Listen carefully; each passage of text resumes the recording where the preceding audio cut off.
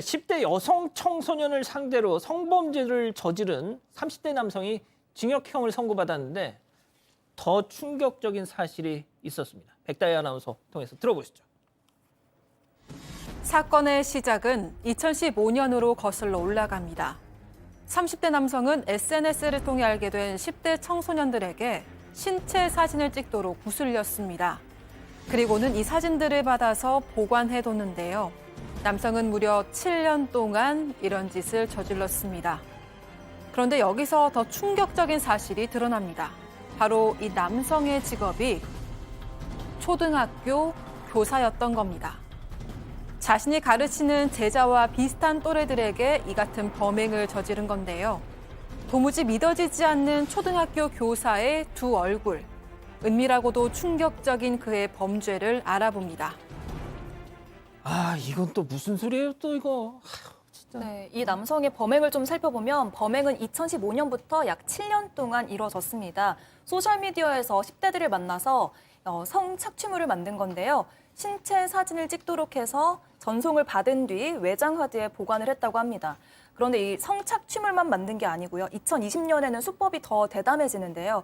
13살에 불과한 피해자를 실제로 만나서 성적으로 학대하기도 했습니다. 자, 근데 말이죠. 이런 짓을 7년 동안이나 했다면 7년 동안 피해자들도 당연히 많겠죠. 체크포인트 짚어보죠. 아, 영상만 1,910개. 네, 정말 충격적입니다. 지금 말씀하셨던 것처럼 이 범행이 7년 동안 이루어졌는데 7년 동안 1,910건의 성착취물이 이제 하드에 보관돼 있었다고 하는데요. 피해자 수도 어마어마하겠죠.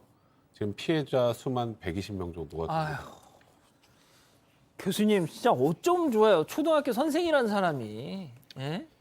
우리가 이제 그 사람의 심리를 설명을 할 때 조하리의 창이론이라고 하는 것을 통상 이제 얘기하는데요. 그 중에서 숨긴 창이라는 게 있어요. 숨긴 창은 뭐냐면 나는 알고 있는데 다른 사람들은 모르는 거예요. 그게 이제 범죄 영역하고 상당히 그 겹치는 부분인데, 예.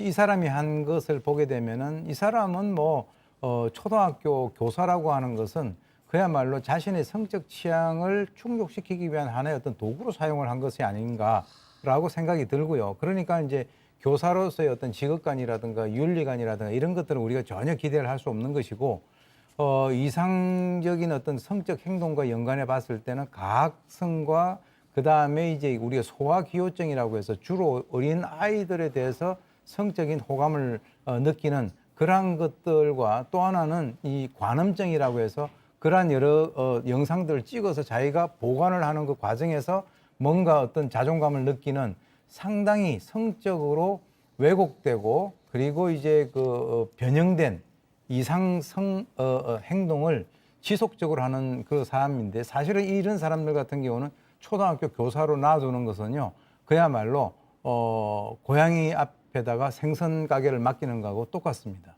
아니, 그러니까 이런 자가 자기가 가르치고 있는 제자들을 어떤 생각을 하고 쳐다봤겠어요. 수업 도중에. 예? 자, 박 변호사님. 네.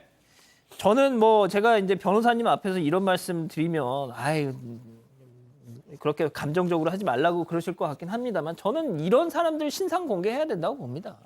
신상 공개인데 대상 범죄를 보기 좀 어렵습니다.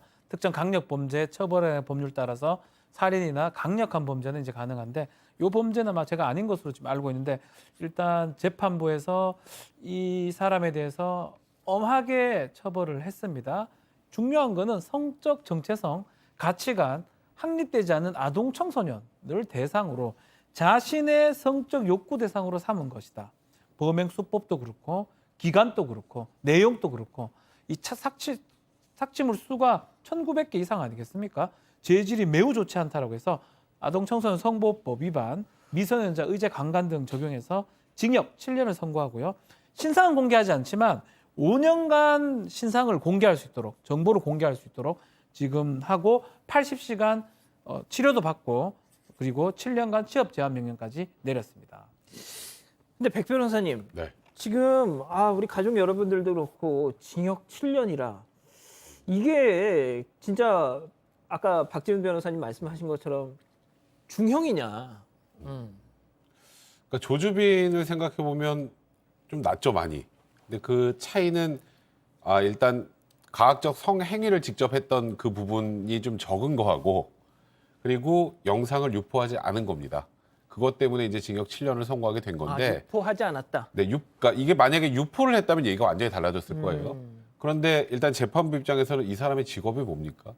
교사죠. 초등학교 선생님. 초등학교 선생이 그러니까 그 본인이 가르치는 또래 아이들을 정도 수준의 아이들을 대상으로 이런 범죄를 저질렀다는 것에 대해서 그리고 특히 이자가 고학년 담임 네, 맞습니다. 선생이었답니다. 그러니까 딱 본인이 가르치던 딱 그거예요. 아이들 나이 또래를 피해자로 삼은 거 아니겠습니까? 예. 이제 그런 부분에 대해서 굉장히 충격적이라고 판단을 하고 그래서 일단 뭐 나름 중형을 선고를 하긴 했습니다만 저는 이제 이 초등학생이나 이제 아이들을 대상으로 하는 성범죄나 이런 성착취물을 이제 보관하거나 하는 그런 경우에는 지금보다는 형량이 훨씬 올라가야 되는 게 아닌가라는 개인적인 좀 생각이 듭니다.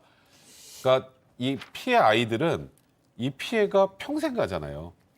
이제 그런 것들을 생각을 한다면 사실상 이게 인격 살인과 마찬가지인데 그 아이들에게 이게 과연 7년이 온당한지 이에 대해서는 사회적으로도 법적으로도 좀 여러 가지 고민을 좀 해봐야 되는 상황이 아닌가 싶습니다.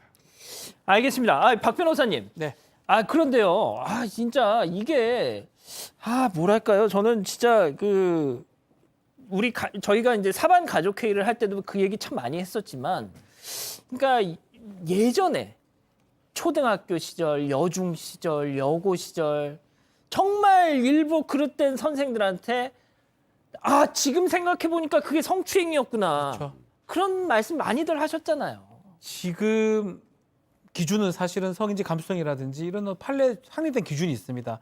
예전에 학교에서 뭐 다 그럴 건 아니지만 뭐 선생님이나 아니면 다른 사람을 통해서 강제추행이라든지 성추행 이런 것도 당했던 적이 있었던 거거든요. 그럼에도 불구하고 그때는 몰랐다 아니면 알아도 뭔가 피해를 호소하기 어려웠던 상황이었기 때문에 지나갔지만 지금은 그렇지 않습니다. 지금은 약간이라도 문제가 되면 뭐 형사 처벌이 가능하고요. 고소나 이런 걸 통해서 권리 구제를 받아야 되겠다 생각이 듭니다. 알겠습니다.